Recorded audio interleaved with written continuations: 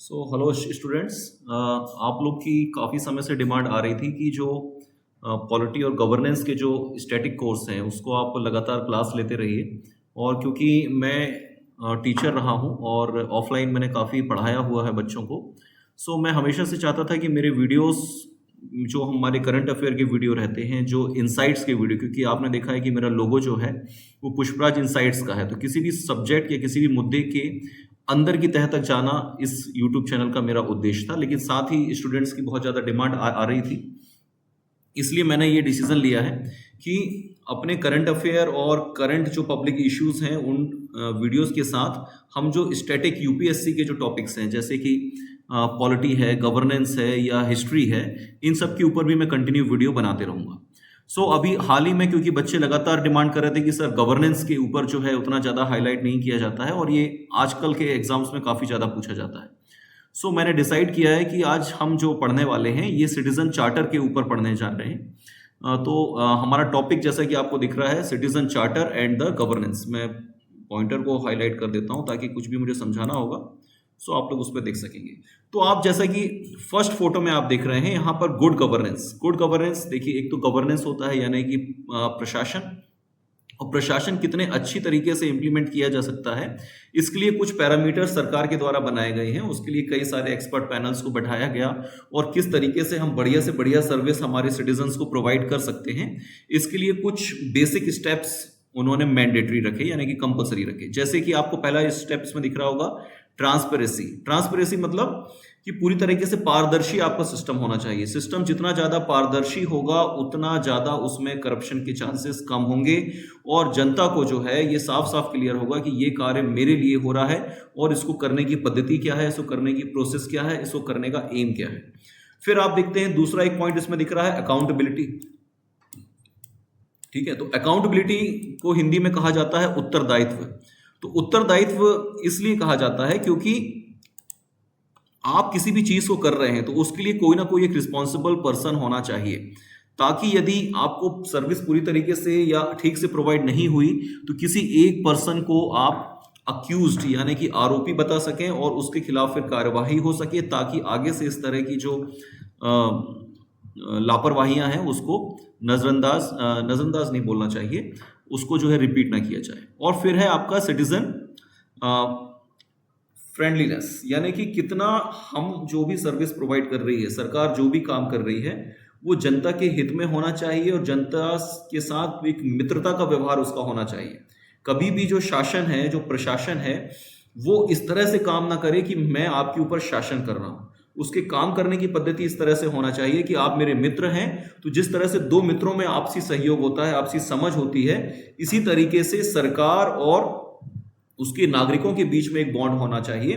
तो इसी सबको समझने के लिए एक दस्तावेज निकाला गया। तो बेसिकली जो हमारा सिटीजन चार्टर है भारत में, ये जो नागरिक पत्र है इसको सिटीजन चार्टर कहा गया है। हर देश में अलग अलग नाम है, अभी आने वाली स्लाइड्स में मैं आपको बताऊंगा कि अलग अलग देशों में इसको क्या क्या कहा जाता है, लेकिन भारत में जो है इसको सिटीजन चार्टर कहा जाता है। बेसिकली ये है एक दस्तावेज है और इस दस्तावेज के माध्यम से ये बताया जाता है कि सरकार किस तरीके से अपना काम करेगी और किस तरीके से आपको अपनी सर्विस प्रोवाइड कराएगी, और किसी भी तरह का यदि आपको इनकन्वीनियंस होती है तो आप किस तरह से उसका निवारण कर सकते हैं। तो आगे की स्लाइड्स में हम देखते हैं इसको।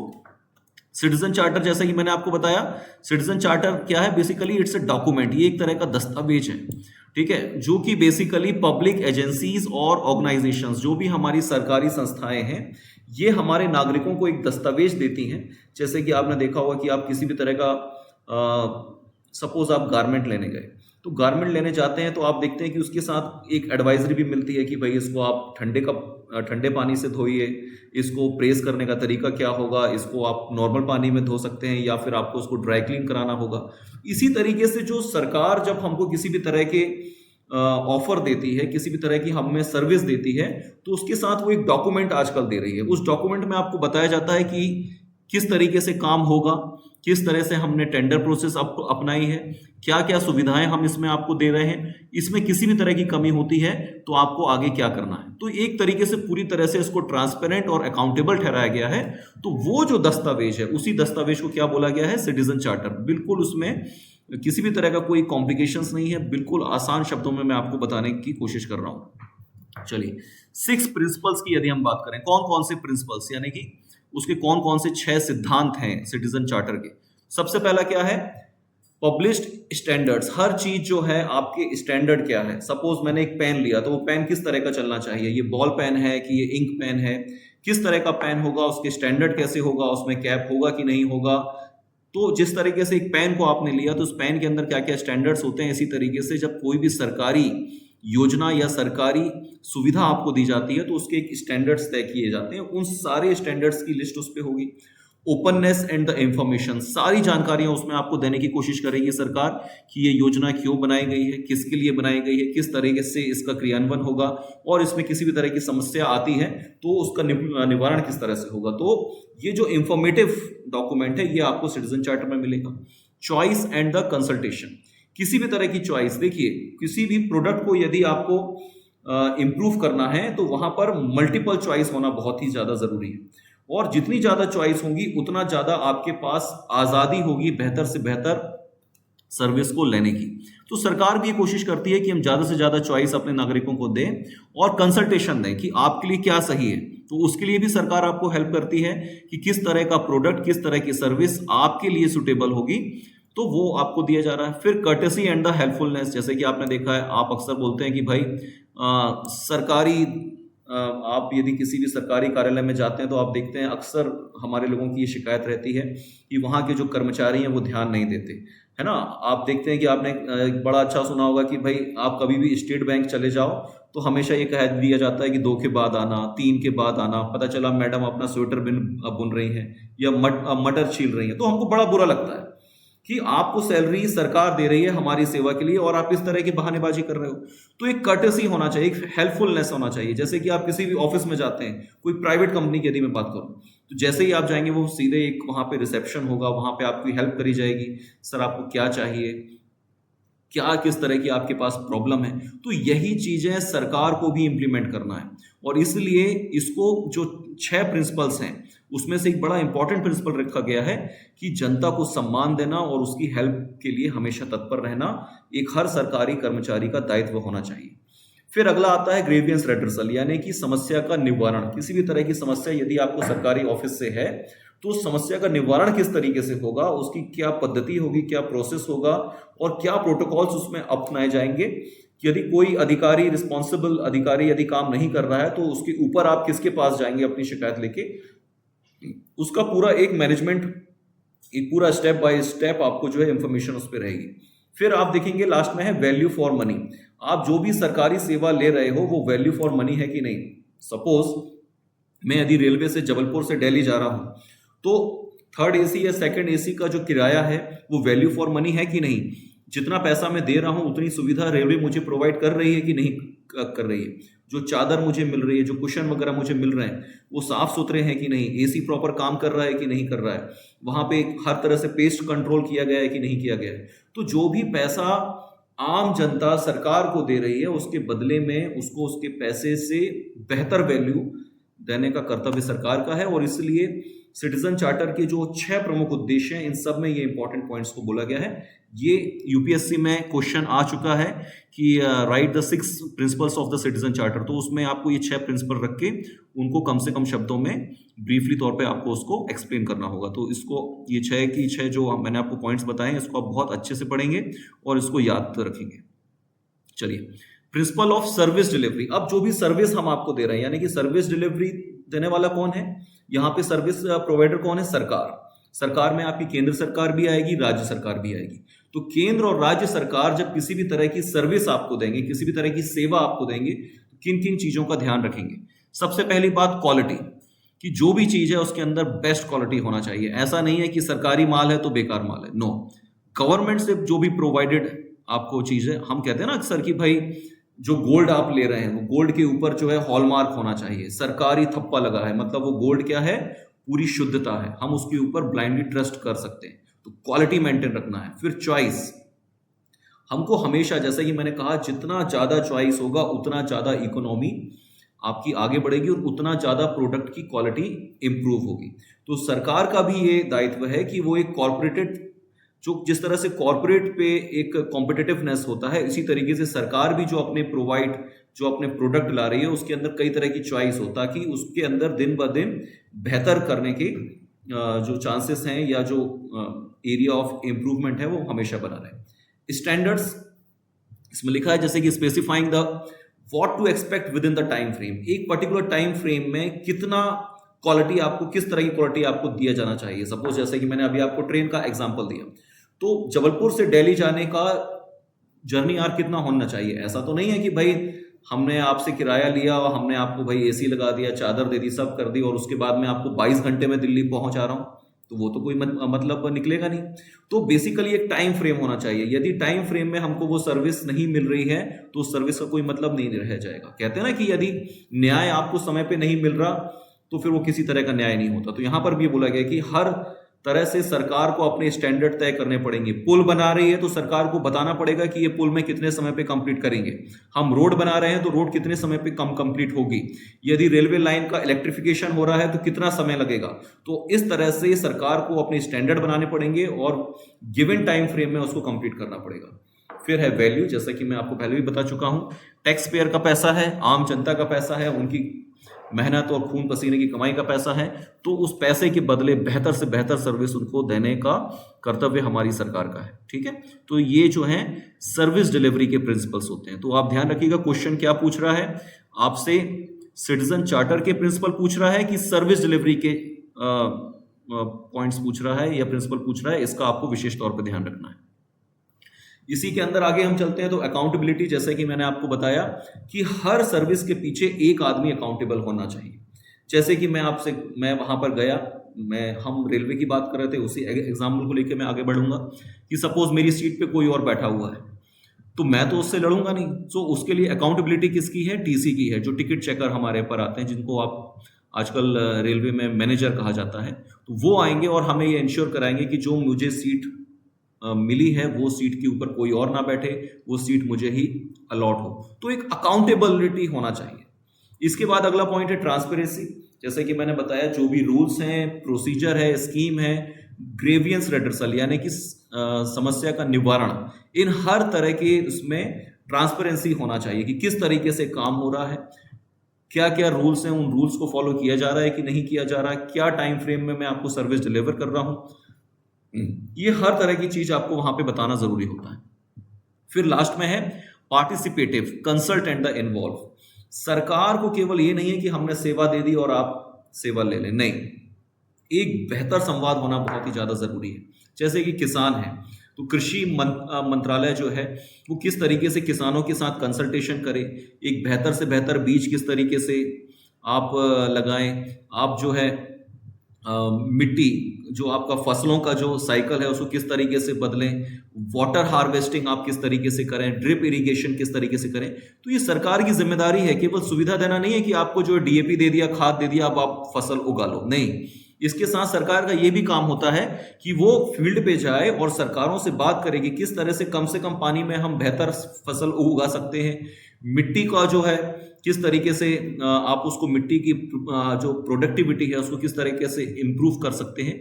तो सरकार को कंसल्टेंसी भी देना है और लोगों को इन्वॉल्व भी करना है, ताकि लोगों से आप पूछो कि क्या समस्या है ना। लोगों ने जैसे कि बताया कि सर आप ये समस्याएं हो रही हैं, या आपने फलाना बीज दिया, आपने फलाना पद्धति बताई करने के लिए, लेकिन उसमें उतना प्रोडक्शन नहीं आ रहा, मार्केट का वैल्यू नहीं मिल रहा, हम अपने अनाज को मंडी तक कैसे लेके जाएं, हमको बहुत समस्या होती है, ट्रांसपोर्टेशन या भाड़े में ही हमारा बहुत ज़्यादा पैसा जा रहा है। तो इस तरीके से जनता की समस्या को भी इन्वॉल्व करना है और अपनी कंसल्टेंसी यानी कि अपना जो टेक्निकल एडवाइजरी है, टेक्निकली एक्सपर्ट्स हैं, वो भी आपको उनको लगातार देते रहना है। आगे हम देखते हैं citizen charter helps in solve the problems faced by the citizen day in the day out, है ना। तो आम बेसिकली इसको हम यदि मोटा देखें तो आम जो आदमी है उसके जीवन में जो भी समस्याएं आती हैं, क्योंकि आप सिटीजन हैं, आप इस देश के नागरिक हैं, और नागरिकता पाना, आप किसी विदेशी जगह पे जाओ, वहां पे आप देखो, अमेरिका वगैरह में जाना है आपको, यदि ग्रीन कार्ड लेना है तो एड़ी चोटी का जोर लगा देना पड़ता है। और यहाँ पर आप यदि भारत के नागरिक हैं तो भारत की बहुत जिम्मेदारी बनती है कि अपने नागरिकों को बेहतर से बेहतर सुविधाएं दें, ताकि ये जितना ज़्यादा देश का नागरिक डेवलपमेंट करेगा उतना ज़्यादा कंट्री ग्रो करेगी। तो इस तरीके से एक देश हमेशा कोशिश करता है कि इसकी सिटीजन्स की समस्याओं का निवारण हो। ठीक है, इसके अलावा हम देखते हैं the citizen charter also includes the expectation of the organisation and the public agency from the citizen. यानी कि जैसे कि मैंने यदि हम फंडामेंटल राइट और फंडामेंटल ड्यूटीज पढ़ते हैं तो मेरे जो ऑफलाइन के बच्चे हैं वो समझ रहे होंगे इस बात को। एक होता है फंडामेंटल राइट जहां पे सरकार अपने नागरिकों को कर्तव्य या अधिकार देती है, लेकिन बदले में वो उनसे ये भी एक्सपेक्ट करती है कि आपके भी कुछ कर्तव्य हैं, आपको भी वो पूरा करना पड़ेगा। जैसे कि माँ बाप होते हैं, वो अपने बच्चे के लिए हर तरह की सुविधा प्रोवाइड करते हैं, बदले में माँ बाप की भी एक्सपेक्टेशन ये रहती है कि हमारा बच्चा टाइम से पढ़ाई करे, एक अच्छा खाना खाए, स्पोर्ट्स एक्टिविटी में पार्टिसिपेट करे और एक अच्छा नागरिक न बने। तो सर्विस प्रोवाइडर की भी जिम्मेदारियां होती हैं और क्लाइंट की भी जिम्मेदारियां होती हैं कि वो सर्विस जो मिल रही है उसको अच्छे से यूज करें। तो इसी तरीके से हमारे जो सरकारी ऑफिस हैं, कार्यालय हैं या जो हमारी सरकार है, उसकी भी कुछ अपेक्षाएं इनके नागरिकों से होती हैं। तो इस सिटीजन चार्टर में वो भी दिया रहता है कि आपकी क्या क्या जिम्मेदारी है, आपको ये सर्विस मिल रही है, आप रेलवे में बैठे हैं तो आप उसके साथ तोड़फोड़ ना करें, किसी भी पब्लिक प्लेस पे आप थूके ना, कहीं भी पान खा के आप इस तरह से जो हमारे यहाँ आम देश में चलता रहता है ना, तो आपको भी करना है। कुछ भी दंगा फसाद हुआ या किसी भी तरह का धरना प्रदर्शन हुआ तो सबसे पहले टारगेट आपने क्या करना है कि सरकारी बस को जला दिया। तो नहीं, ये सब नहीं होना चाहिए। तो आम नागरिकों की भी कई सारी जिम्मेदारियां हैं। तो सरकार जब आपको सुविधा दे रही है तो बदले में आपसे कुछ उम्मीद भी रखती है कि आप भी इन सुविधाओं का किस तरह से उपयोग करेंगे और किस तरीके से गवर्नमेंट प्रॉपर्टी को बचा के रखेंगे। ठीक है, तो ये सिटीजन चार्टर में सरकार की जिम्मेदारी, साथ में आम नागरिकों की भी जिम्मेदारी, इन सब का मिश्रण आपको इस घोषणा पत्र के अंदर देखने को मिलता है। आगे हम देखते हैं इंडिया की यदि हम बात करें तो सबसे पहले इसका फॉर्मुलेशन 1996 में हुआ। ठीक है, आप देखेंगे जो 90s का दौर था ये बहुत ही ज्यादा रैपिड ग्रो का दौर था। आईटी आ रही थी, रिफॉर्म आ रहे थे, एलपीजी रिफॉर्म आप जानते होंगे। तो इस तरीके से 1996 में ये भी बात आई कि भाई हमको कुछ ना कुछ गारंटी देनी पड़ेगी। आज आप एक छोटा से छोटा आइटम भी लेते हैं, आप यदि एक मोबाइल भी लेते हैं तो आप सबसे पहले पूछते हैं भाई इसकी गारंटी वारंटी क्या है। तो ऑफ कोर्स सरकार को भी ये लगा कि हम भी यदि किसी तरह की कोई सेवा दे रहे हैं तो हमको कुछ ना कुछ गारंटी वारंटी देनी पड़ेगी। चलिए आगे हम बढ़ते हैं। सिटीजन्स एक्सपेक्टेशन, यदि एक आम नागरिक की अपनी सरकार से क्या एक्सपेक्टेशंस रहती हैं। सबसे पहला क्या है, रिलायबिलिटी, कंसिस्टेंसी इन परफॉर्मेंस, यानी कि सरकार जो परफॉर्मेंस कर रही है, सरकार जो सुविधाएं दे रही है, सरकार का जो कर्तव्य है वो लगातार रहे। ऐसा ना हो कि सरकार बदली तो उसका काम बदल गया, आज बीजेपी की सरकार है, कल कांग्रेस की सरकार आएगी, परसों किसी और की सरकार आएगी। तो ये नहीं होना चाहिए कि सत्ता पक्ष के चेंज होते ही किसी भी तरह की सुविधा को समाप्त कर दिया जाए। तो जो भी सर्विस है उसमें हमेशा कंसिस्टेंसी यानी कि नियत क्या बोलना चाहिए एक हिंदी वर्ड में, सतत तरीके से वो चीज आगे बढ़ना चाहिए। फिर है आपका रिस्पॉन्सिवनेस। एक आम आदमी क्या चाहता है कि भाई मेरी कोई समस्या है तो उस समस्या को कोई ना कोई सुने। ठीक है, सबसे बड़ा सुख ये होता है कि आपके दर्द को कोई सुनने वाला हो। खैर मैं यहाँ पे थोड़ा सा फिलोसफिकल नहीं होऊंगा, थोड़ा सा इमोशनल नहीं होऊंगा। तो एक आम नागरिक भी अपनी सरकार से यही चाहते हैं कि भाई सरकार थोड़ा सा रिस्पॉन्स दे और वो रिस्पॉन्स कैसा हो, टाइमली हो। मेरी किसी तरह की कोई समस्या है तो प्लीज उस समस्या को समय के अनुसार उसका सॉल्यूशन दिया जाए। क्रेडिबल वो होना चाहिए, यानी कि कस्टमर, आप देख रहे हैं यहाँ पे क्या लिखा है, having customers interest at heart, यानी कि जो कस्टमर का जो इंटरेस्ट है, यानी कि सपोज रेलवे है, भाई रेलवे में अभी आप देखेंगे सरकार ने एक बहुत ही अच्छा निर्णय लिया कि जो भी 60 साल से प्लस वाले यानी कि सीनियर सिटीजन है वो यदि वहां पर टेक करेंगे तो सरकार कोशिश करेगी कि उनको लोअर बर्थ दे। देखिए मैं एक रेलवे को पकड़ के आपको समझाने की कोशिश कर रहा हूं ताकि एग्जाम्पल, एक ही एग्जाम्पल रहेगा, उसको हर जगह हम फिट करेंगे तो समझ में अच्छे से आएगा। कस्टमर का इंटरेस्ट बहुत जरूरी है। अब कोई भी इंसान जो कि 65 प्लस या सीनियर सिटीजन की कैटेगरी में है वो अपर बर्थ में नहीं चढ़ सकता। तो रेलवे ने क्या किया, उन्होंने कहा ठीक है, आप जब आप रिजर्वेशन करेंगे आप ये इंक्लूड कर दीजिएगा कि हम सीनियर सिटीजन हैं, हम कोशिश करेंगे कि आपके लिए लोअर बर्थ को आरक्षित किया जाए।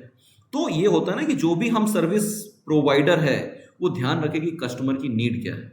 जैसे कि आप ब्रॉडबैंड लेने जा रहे हैं ना, तो ब्रॉडबैंड लेने जा रहे हैं तो आप सबसे पहले वो आपसे ये पूछेगा कि भाई आपका वर्क क्या है, आपको वीडियो एडिटिंग का काम करना है या फिर आपको टैक्सेशन का काम करना है या फिर आपको जो है किसी भी तरह का नॉर्मल मूवीज देखना है। तो उस तरह से हम आपको वो डाटा प्लान देंगे, उस डाटा प्लान के अनुसार आपको जो है आपके पैसे भी कम लगे और आपको सर्विस भी मिल जाए। तो इसी तरीके से सरकार की भी जिम्मेदारी है कि कस्टमर यानी कि उसके नागरिकों का क्या हित है, वो क्या चाह रहे हैं, व्हाट दे वांट, ठीक है, उस हिसाब से काम किया जाए।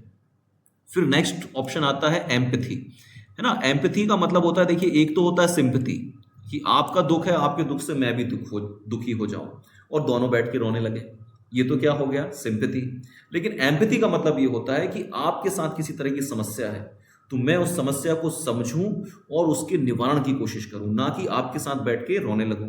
तो एम्पैथी होना चाहिए। तो सरकार की ये जिम्मेदारी है कि हमारे नागरिकों की जो भी नीड है उसको समझे और जल्द से जल्द उस समस्या का निवारण करे, ठीक है। फिर कर्टेसी एंड केयर, जैसे कि मैंने आपको पहले भी बताया, सरकार की ये जिम्मेदारी है, सरकार का ये उत्तरदायित्व है कि जनता की जो परेशानियां हैं उसको सॉल्व करे, उसको जागरूक करे, उसकी जो समस्या है उसको समझे और जल्द से जल्द उनका निदान करे। चलिए, एवोल्यूशन हम देखते हैं कि किस तरीके से सिटीजन चार्टर आया। तो जैसे कि मैंने आपको पहले भी, आप जानते हैं कि जिस तरह से फंडामेंटल राइट्स की उत्पत्ति यूनाइटेड किंगडम में हुई थी 12th सेंचुरी में, है ना। सर जॉन ने सबसे पहले फंडामेंटल राइट दिए थे जिसको सिटीजन चार्टर कहा गया था। इसी तरीके से सिटीजन चार्टर का जो कॉन्सेप्ट है ये भी यूनाइटेड किंगडम से ही आया है और 1991 में आया है। तो वहां की जो कंजर्वेटिव पार्टी है, ध्यान रखिएगा कि यूनाइटेड किंगडम में दो तरह की पार्टी है, वहां पे ज्यादातर मेनली दो पार्टीज होती हैं, conservative party and the labour party. तो जो कंजर्वेटिव पार्टी की जो सरकार थी, इसमें जॉन मेजर उसके जो प्रधानमंत्री थे, उन्होंने कहा कि भाई हम जनता को हमने अधिकार तो दिए हैं और जनता को हम सेवा भी प्रोवाइड कर रहे हैं, लेकिन हम उनको एक गारंटी लेटर भी देंगे। हम बोलेंगे कि हम एक गारंटी लेटर होगा, उसमें सब लिखा होगा कि हम आपको ये काम इतने तय समय में करेंगे, ये ट्रांसपेरेंसी होगी, ये समस्या होगी तो इसके लिए ये फलाना आदमी को हमने उत्तरदायित्व ठहरा दिया है। इस तरीके से उन्होंने जनता की बेहतरी के लिए अच्छे से अच्छा उसको डॉक्यूमेंटेशन फॉर्म में दिया। जैसे हम कहते हैं ना कि भाई कुछ भी आप बोल रहे हो, मैं क्या आपसे क्या कहता हूं, लिख के दोगे। लिख के देना सबसे बड़ा प्रमाण होता है कि मैं आपको उस चीज की गारंटी दे रहा हूं। मुंह जबानी तो कुछ भी बोल दिया तो उससे फर्क नहीं पड़ता। इसी तरीके से जॉन मेजर ने कहा कि हम लिख के आपको देंगे कि क्या क्या सर्विस सरकार अपने नागरिकों के लिए करेगी। और आगे जो टोनी ब्लेयर की सरकार आई, जिसको कि न्यू लिबरल्स कहा जाता था, बहुत आंदोलन हुआ उस समय पे ब्रिटेन में, और ये बोला गया कि लेबर, न्यू लेबर, है ना, इसको बोला गया। जैसे उस समय पे लेबर पार्टी से ही बिलोंग करते थे, लेकिन उन्होंने कहा कि नहीं, हम मॉडर्न और लेबर, इन दोनों के लोगों को मिलाकर एक नया आ रहे हैं। और बहुत फेमस हुए टोनी ब्लेयर उस समय पे ब्रिटेन में। तो उन्होंने भी इसको और आगे मॉडिफाई किया और उन्होंने कहा कि सर्विस फर्स्ट। 1998 में उन्होंने इसी नारे के साथ आगे बढ़े और जो सिटीजन चार्टर उन्होंने दिया, उसने कहा कि आपकी सेवा करना हमारा पहला कर्तव्य होगा। और इस तरीके से यहां पर सिटीजन चार्टर का एवोल्यूशन ब्रिटेन से आपको देखने को मिलता है, ठीक है।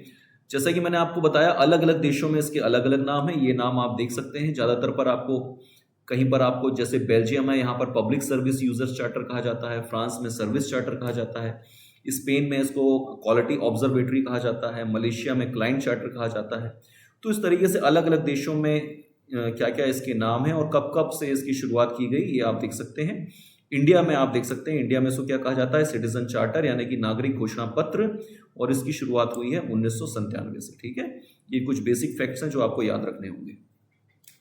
इंडियन सिनेरियो, यानी कि भारतीय परिप्रेक्ष्य में जो नागरिक घोषणा पत्र है उसकी क्या महत्वता है, यानी कि हमारे यहाँ पर जो इंडियन सिनेरियो है इसमें सिटीजन चार्टर कितना इंपॉर्टेंस है। तो आप देख सकते हैं, the advancement achieved in the literacy rate coupled with the robust economic development. तो आप देखेंगे जैसे जैसे हमारे देश में लिटरेसी बढ़ी, हमारे देश में शिक्षा बढ़ी, तो शिक्षा के साथ आप देखेंगे 90s का वो दौर था जब हमारे यहाँ पर एलपीजी रिफॉर्म आए, और इस तरीके से एक इकोनॉमिक और आर्थिक मोर्चे पर भी हमने एकदम से आगे बढ़े। तो जब आप देखेंगे आपकी जेब में पैसा होता है, आप पढ़े लिखे होते हैं, तो आपके अंदर सवाल पूछने की काबिलियत आती है। ध्यान रखिएगा, यदि आप पढ़े लिखे नहीं हैं, आपकी जेब में पैसा नहीं है, तो आप डर का जीवन जियोगे।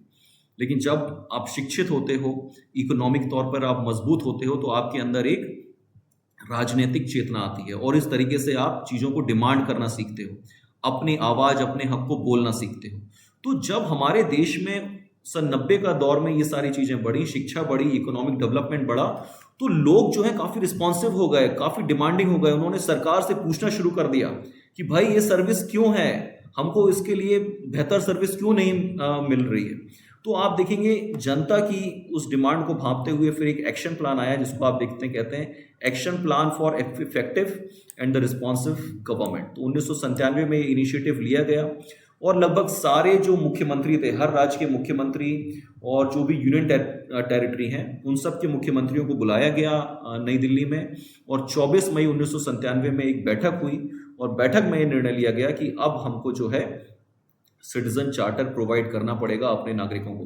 तो आप देख सकते हैं कि कई सारे सेक्टर्स ने इसकी शुरुआत करी, जैसे कि आप देख रहे हैं रेलवे है, टेलीकॉम है, पब्लिक डिस्ट्रीब्यूशन सिस्टम है, पोस्ट है। जैसे रेलवे होता है ना, वो कहता है ना कि भाई हम आपको 12 घंटे में फलाने से फलानी जगह पे पहुंचा देंगे। टेलीकॉम में आप देखते हैं कि भाई कब तक मेरी सिम चालू हो जाएगी, आप सबसे पहले यही पूछते हो ना, तो वो कहते हैं सर 2 दिन के अंदर सिम चालू हो जाएगी, वो बकायदा लिख के दे सकते हैं। पब्लिक डिस्ट्रीब्यूशन सिस्टम है, आपको राशन मिलेगा, हम इस चीज की गारंटी आपको देते हैं। तो इस तरीके से ये जो घोषणा पत्र थे ये इन डिपार्टमेंट्स ने जारी करना शुरू किए और अपने जो आम नागरिक थे उनको ये एश्योर कराया कि आपको सर्विस दी ही दी जाएगी, है ना। जैसे पोस्ट है, आपने रजिस्टर्ड पोस्ट कराया तो वो आपको कहते हैं 3 दिन में सर हम पहुंचा देंगे, और ये रही पर्ची, यदि 3 दिन में नहीं पहुंचा या आपका सामान गुम गया तो आप हमारे ऊपर केस कर देना। तो आपको हर चीज की एक रिसिप्ट दी जाती है ना। तो आप देखेंगे इस तरह से विभिन्न विभागों ने सिटीजन चार्टर अपने लोगों को देना चालू किया, ठीक है। और इस तरीके से आप देखेंगे अकाउंटेबिलिटी सेट करी गई, यानी कि एक जिम्मेदार आदमी को वो ठहराया गया कि आप यदि आपका ये काम नहीं होता तो ये फलाने आदमी से आप संपर्क कर सकते हैं। और इस तरीके से पब्लिक सेटिस्फेक्शन और responsive delivery of the public service के माध्यम से चीज़ों को रोबस्ट और एक्शन में लाने की कोशिश करी गई ताकि जनता की जो डिमांड है उसके साथ सरकार भी कंपैटिबल हो सके। चलिए अब हम देखते हैं कि ये सारा जो गारंटी सिस्टम है, जो पब्लिक चार्टर सिस्टम है, किस डिपार्टमेंट के अंदर आता है। तो ये डिपार्टमेंट कौन सा है? The department of administrative reform and the public grievance, यानी कि जो प्रशासनिक सुधार और लोक शिकायत जो विभाग हमारे यहाँ पर होता है, बहुत बड़ा डिपार्टमेंट है। ये डिपार्टमेंट जो है इसको पूरी तरीके से ऑपरेशनलाइज करता है कि किस तरह से इसकी नियम शर्तें क्या होंगी, किस तरीके से जारी किया जाएगा, इसका इम्प्लीमेंटेशन कैसे होगा। तो इसके लिए जो नोडल एजेंसी, जो आपकी टॉप मोस्ट एजेंसी है, वो कौन सी है? DARPG, ये आपको ध्यान रखना है। और यही इशू करता है कि किसी भी सरकारी विभाग को क्या करना है और क्या नहीं करना है, किस तरीके से काम करना है। तो ये सारी जो डू एंड डोंट्स की जो लिस्ट है, ये आपकी department of administrative reform and the public grievance से रिलीज होती है। चलिए कंपोनेंट ऑफ सिटीजन चार्टर हम देखते हैं इसके क्या क्या अंग है। सबसे पहला क्या है? कोई भी सिटीजन चार्टर जब आपके सामने आएगा तो उसके ऊपर क्या लिखा रहेगा? विजन एंड द मिशन, कि जो भी मैं आपको गारंटी दे रहा हूं, जो भी मैं आपकी सुविधा दे रहा हूं, उस सुविधा के पीछे मेरा विजन क्या है। विजन मतलब मेरी सोच क्या है, मेरे भविष्य का मेरी प्लानिंग क्या है, और इस मिशन किस तरह से इंप्लीमेंट करना है, ये सारा स्टेटमेंट उसमें होगा। फिर डिटेल ऑफ क्लाइंट होगी, यानी कि हमने ये जो योजना बनाई है या ये जो सुविधा दे रहे हैं, इस सुविधा में बेसिकली किस तरह के लोगों का फायदा होगा। हम ये किसानों के लिए बना रहे हैं कि फैक्ट्री वर्कर्स के लिए बना रहे हैं कि स्टूडेंट्स के लिए बना रहे हैं। तो डिटेल ऑफ क्लाइंट आपको देखने को मिलेगी। फिर आप देखेंगे detail of business transact by the organisations, किस तरह से बिजनेस को परफॉर्म किया जाएगा और कौन कौन से ऑर्गेनाइजेशंस उसमें जिम्मेदार रहेंगे, इस सब का उसमें डिटेल रहेगा। फिर आप देखेंगे ग्रीवियंस रेड्रेसल, यानी कि समस्या निवारण, वो पूरा तंत्र कैसे काम करेगा। यदि आपको किसी भी तरह की शिकायत है तो शिकायत के लिए आप कहाँ पर आवेदन करेंगे, फलाना ऑफिसर यदि उसका निराकरण नहीं कर रहा तो उसकी शिकायत आप किसको देंगे। तो ये पूरा एक प्रोटोकॉल और पूरी वहाँ पे फंक्शनिंग वहाँ पे दी जाती है। और एक्सपेक्टेशंस फ्रॉम द क्लाइंट, यानी कि मेरी अपने नागरिकों से क्या अपेक्षा रहेगी उनको सुविधा देने के दौरान। तो मैंने जैसे कि कहा कि अधिकार लो और कर्तव्य, अधिकार और कर्तव्य ये दोनों एक दूसरे की पूर्ति हैं। यानी आप अपने राइट्स की तभी बात कर सकते हैं जब आप सरकार की उम्मीदों पर भी खरा उतर रहे हैं या आपके अंदर भी वो अकाउंटेबिलिटी और रिस्पॉन्सिबिलिटी होगी, तभी आप अपने अधिकारों के लिए अच्छे से लड़ पाएंगे। तो आम नागरिकों से भी क्या है वो भी हम देखते हैं। चलिए, तो 2008 तक यदि मैं बात करूं तो 115 सिटीजन चार्टर अभी तक जो है सेंट्रल गवर्नमेंट और आपके स्टेट गवर्नमेंट्स जो हैं ये जारी कर चुके हैं। 115 सिटीजन चार्टर, यानी कि 115 तरह के अलग अलग डिपार्टमेंट हैं, ऑर्गेनाइजेशंस हैं, मिनिस्ट्रीज हैं, जिसमें कि स्टेट गवर्नमेंट और यूनियन टेरिटरीज भी आती हैं। इस तरह से इन्होंने 115 सिटीजन चार्टर्स और सेंट्रल गवर्नमेंट के और जो 650 चार्टर हैं वो स्टेट गवर्नमेंट के अभी तक रिलीज किए जा चुके हैं। ओके, वेबसाइट की बात करें तो सरकार ने ये पूरा तंत्र डेवलप किया है, जैसे कि मैंने उसमें बताया कि इसमें सूचना का बहुत इंपॉर्टेंट रोल होता है। तो आप देख सकते हैं GOI यानी कि गवर्नमेंट ऑफ इंडिया charters.nic.in, इस वेबसाइट पे जाकर आप पूरा इसको पढ़ सकते हैं, किस तरीके से इसको इम्प्लीमेंट किया जाता है, किस तरीके से सुविधाएं ली जाती हैं, इन चार्टर्स को किस तरह से समझा जाना है, ये सारी चीजें आपको इस वेबसाइट पे दे दी जाएंगी। ठीक है, चलिए प्रॉब्लम, यदि हम प्रॉब्लम की बात करें तो सिटीजन चार्टर के इंप्लीमेंटेशन में प्रॉब्लम क्या क्या आती है। सबसे पहला तो प्रॉब्लम क्या है, mismatch in aligning the public service delivery with the citizens expectations. नागरिक की अपेक्षा क्या है और सरकार उसको क्या प्रोवाइड कर रही है, ये इसमें एक तालमेल की कमी हमारे देश में बहुत देखने में आती है। कि सपोज आपने वंदे भारत योजना निकाली है ना, वंदे भारत आपने ट्रेन निकाल दी, आपने कहा बिल्कुल हम जबरदस्त फैसिलिटी देंगे, पिज्जा मिलेगा, कोल्ड ड्रिंक मिलेगी, सब मिलेगा, जबरदस्त साफ सफाई रहेगी, लेकिन आप देखते हैं कि जो जनरल कोच के डब्बे हैं आज कितनी मारामारी है। तो हमको जरूरत अभी हमारे ट्रेन की जो फ्रीक्वेंसी है उसको बढ़ाने की है, ताकि भीड़ कम की जा सके। जनरल कोच जिसमें कि जो हमारा सबसे पिछड़ा तबका वर्ग है उसको सुविधाएं दें, ना कि हम चीजों को लग्जरियस से लग्जरियस बनाएं। तो जनता की डिमांड क्या है और आप क्या डिलीवर कर रहे हो, इसके बीच में जो है एक तालमेल होना बहुत ज़्यादा ज़रूरी है, और इसलिए सिटीजन चार्टर अभी उतना ज़्यादा अच्छे से इंप्लीमेंट नहीं हो पा रहा है। फिर आप देखेंगे the employees responsible for implementing the charter were lacking training and the orientation. तो आप देखेंगे जो मैंने आपको कहा कि भाई रिस्पॉन्सिबिलिटी तो ठहरा दी, लेकिन उस बंदे को आप ट्रेनिंग तो दीजिए, उसको उतना ओरिएंटेशन तो हो, तो जितनी ट्रेनिंग होगी उतने अच्छे से वो आपको सर्विस प्रोवाइड कर पाएगा। तो हमारे यहाँ पर इस तरह का कोई ट्रेनिंग का एक पैरेलल सिस्टम नहीं है। ठीक है, तो वो ट्रेनिंग देना बहुत ज़्यादा ज़रूरी है हमारे सरकारी कर्मचारियों को। फिर आप देखेंगे sometime the initiative got hamper due to the transfer reshuffle of the concern officer, है ना। तो ज्यादातर हमने देखा कि मेरी फाइल इतनी आगे बढ़ गई थी, फलाने अधिकारी का ट्रांसफर हो गया, या चुनाव होने लगे तो अब काम रुक गया। तो आप देखेंगे जो अधिकारियों को जो मल्टीपल टास्क दे दिए जाते हैं तो वो अपने किसी एक काम में परफेक्शन नहीं ला पाते, उनका ट्रांसफर कर दिया जाता है, उनको किसी दूसरे विभाग में भेज दिया जाता है। ये बहुत बड़ी समस्या रहती है हमारे सरकारी कार्यालयों में, जिसके कारण जनता को जो सुविधाएं हैं वो अच्छे से मिल नहीं पाती। फिर आप देखेंगे अवेयरनेस की बहुत ज़्यादा कमी है। अभी भी आप देखेंगे सिटीजन चार्टर, क्योंकि आप लोग यूपीएससी की तैयारी कर रहे हैं, सिलेबस में है इसलिए पढ़ रहे हो, जबकि ये बहुत ही कॉमन सी चीज़ है, हर किसी को पता होना चाहिए। तो अवेयरनेस की बहुत ज़्यादा कमी है। राइट टू इन्फॉर्मेशन, 90% लोगों को नहीं पता राइट टू इन्फॉर्मेशन का यूज़ कैसे करना है, आरटीआई कैसे लगाना है। तो ये अवेयरनेस फैलाना बहुत ज़्यादा ज़रूरी है। फिर हम देखते हैं unrealistic standard and the norms of the service which were either two legs और टू टाइट, है ना। तो आप देखते हैं कि यदि चीज़ों के अंदर लाइवलीनेस नहीं होगी, ऐसा नियम बना दिया जो बहुत ज़्यादा रिजिड है, ठीक है, तो ऐसा चीज़ें नहीं होना चाहिए, चीज़ें प्रैक्टिकल होना चाहिए, ये बहुत बड़ी दिक्कत है। फिर आप देखेंगे there is no continuous improvement and the assessment of the performance. सरकार जो है वो खुद का असेसमेंट नहीं कर पाती। एक योजना चालू कर दी, सपोज आपका पीडीएस सिस्टम है, पब्लिक डिस्ट्रीब्यूशन, वो ठीक से हो रहा है कि नहीं हो रहा, अनाज की क्वालिटी कैसी है, ठीक से बंदा अनाज दे रहा है कि नहीं दे रहा, जिनको अनाज मिल रहा है क्या वो वाकई में इसके हकदार हैं कि नहीं है। कई ऐसे लोग हैं जिनका राशन कार्ड होना चाहिए लेकिन वो आज तक बना नहीं पाए। तो सरकार अपना खुद का रिवैल्यूएशन करना सरकार को बहुत ज़्यादा ज़रूरी है, इसलिए चार्टर्स जो हैं वो उतने अच्छे से ग्राउंड पे अभी इंप्लीमेंट नहीं हो पा रहे हैं। फिर आप देखेंगे there was no benchmarking of the quality of the service. किसी भी तरह का बेंचमार्क नहीं है, स्टैंडर्ड्स नहीं है कि ये चीज़ होगी ही होगी गारंटी का, है ना। तो इसी चीज़ को इम्प्रूव करने के लिए आपका सिटीजन चार्टर लाया गया है, और ये सब कुछ प्रॉब्लम्स हैं जो कि ग्राउंड लेवल पे हमको इंडिया पर देखने को मिलती हैं, इसलिए सिटीजन चार्टर उतना इफेक्टिव नहीं है जितना उसको होना चाहिए था। अब आप देखते हैं इसके अंदर एक बहुत ही इंपॉर्टेंट है सेवोत्तम मॉडल, है ना। तो सेवोत्तम क्या है, ये एक तरह का, मैं आपको बेसिकली बता दूं, ये एक तरह का एक सर्टिफिकेशन है। कोई भी सरकारी डिपार्टमेंट जब बहुत अच्छा काम करेगा, जैसे कि रेलवे बहुत अच्छा काम कर रही है, हिंदुस्तान पेट्रोलियम बहुत अच्छी सर्विस डिलीवरी कर रहा है, तो सरकार उसको क्या देगी, सेवोत्तम। जैसे आपने सुना होगा कि भाई स्टैंडर्ड्स होता है ना, कि जैसे आपने फ्लिपकार्ट से लिया होगा तो फ्लिपकार्ट में लिखा रहता है फ्लिपकार्ट अश्योर्ड, है ना, या फिर हमने इसको टेस्ट किया ये बिल्कुल सही है, या फिर हमने देखता है कि भाई इंटरनेशनल स्टैंडर्ड का है कि नहीं, फिर उसमें BIS आता है।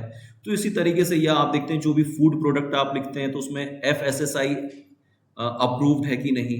तो इसी तरीके से सेवोत्तम मॉडल, यानी कि ये सरकार का इनिशिएटिव था, उन्होंने कहा जो भी सरकारी विभाग या एजेंसी अच्छा काम करेगी उसको हम सेवोत्तम का सर्टिफिकेशन देंगे।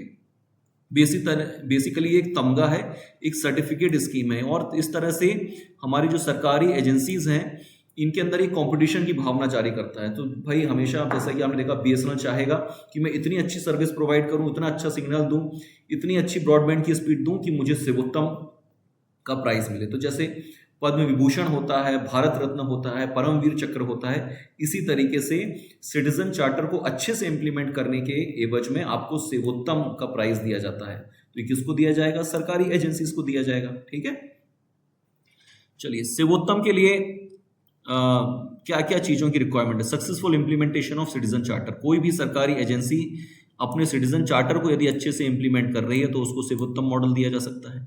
Service delivery, preparedness, achievement of the result, sound public grievance, यानी तो जो भी मैंने आपको उनके जो उद्देश्य बताए थे, है ना, सिटीजन चार्टर के, उन उद्देश्यों को, उन प्रिंसिपल को आप यदि इंप्लीमेंट अच्छे से कर रहे हैं तो ऑफकोर्स आपको सर्वोत्तम सिंबल दिया जाएगा। ठीक है, तो आप देख सकते हैं यहाँ पे क्वालिटी बेस्ड पब्लिक सर्विस। तो आप ध्यान रखिएगा, ये IS यानी कि इंडियन स्टैंडर्ड 15700/2005, ये इसका स्टैंडर्ड होता है। यानी कि ये आपको यदि किसी संस्थान को मिला है तो उसके लिए बहुत ही गर्व की बात है, यानी कि उसको सर्वोत्तम सर्टिफिकेट मिला है, यानी कि वो अपने सर्विस प्रोवाइडिंग में सबसे बेस्ट काम कर रहा है। ठीक है, ये आपको ध्यान रखना है, पूछा जाता है।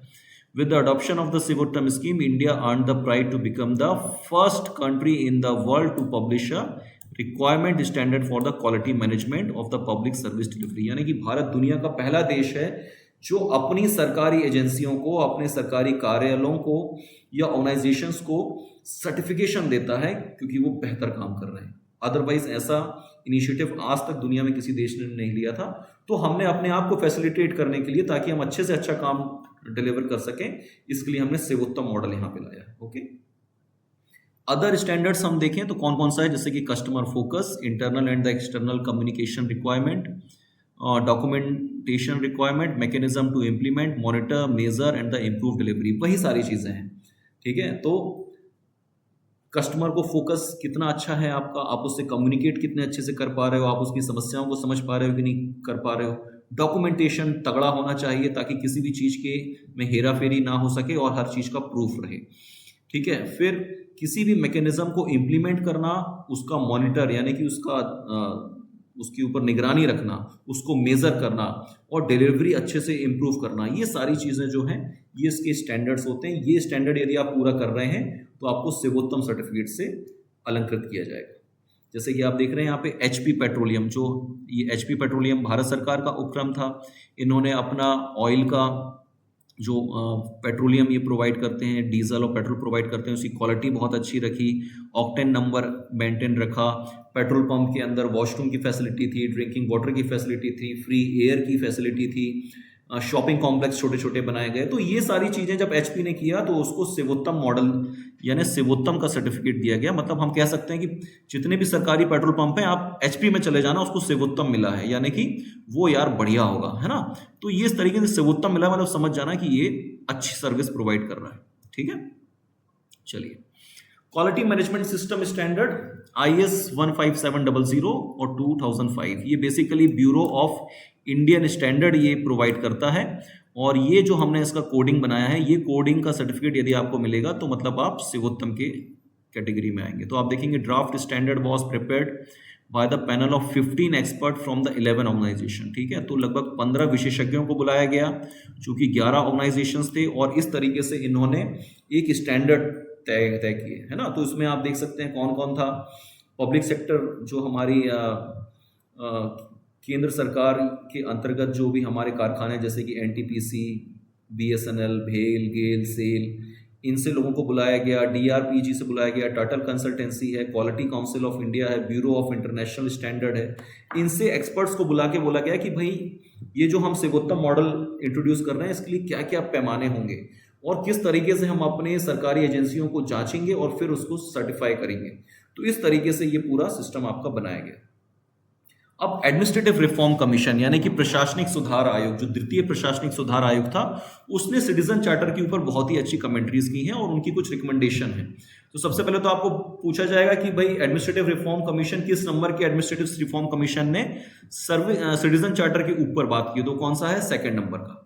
इन्होंने क्या कहा है कि one size does not fit to all, यानी कि आप जो प्रोवाइड कर रहे हैं वो सब में फिट नहीं होगा, आपके लिए अलग अलग के लिए अलग अलग स्टैंडर्ड्स बनाने पड़ेंगे। ऐसा नहीं कि आपने एक स्टैंडर्ड बना दिया कि इतने ग्राम प्रोटीन हमारे नागरिकों को देना है। अरे भाई, वो बच्चा होगा, वयस्क होगा, वृद्ध होगा, सबके लिए स्टैंडर्ड्स अलग अलग बनाने पड़ेंगे। फिर citizen charter should be prepared for each independent unit under the overall umbrella of the organisation charter, है ना। तो एक अम्ब्रेला होगा, एक छाता, जिस तरह से हमने इसको समझाने के लिए बता रहा हूं मैं, और उसके बाद उसकी कई सारी ब्रांचेस होंगी, और इस तरीके से एक यूनिटरी माध्यम से, एक सेंट्रलाइज तरीके से हम डाइवर्सिफाई करके सर्विस को प्रोवाइड कर सकें। फिर wide consultation with include the civil society, civil society यानी कि आम नागरिकों को शामिल करना पड़ेगा ताकि उनकी समस्याओं को आप जान के उनके लिए बेहतर से बेहतर स्कीम कर सकें, और फर्म कमिटमेंट्स आपको देने पड़ेंगे।